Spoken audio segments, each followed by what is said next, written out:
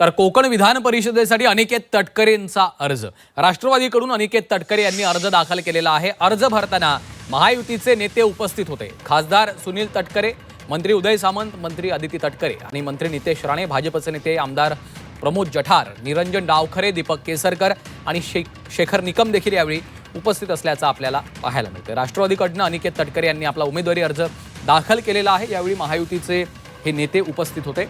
मंत्री नितेश राणे देखील यावेळी उपस्थित असलेले आपल्याला पाहायला मिळत आहेत। मंत्री उदय सामंतांची देखील यावेळी उपस्थिती होती। राष्ट्रवादी काँग्रेसकडून अनिकेत तटकरे यांनी आपला विधान परिषदेसाठीचा अर्ज दाखल केलेला आहे। अदिती तटकरे देखील यावेळी उपस्थित होत्या।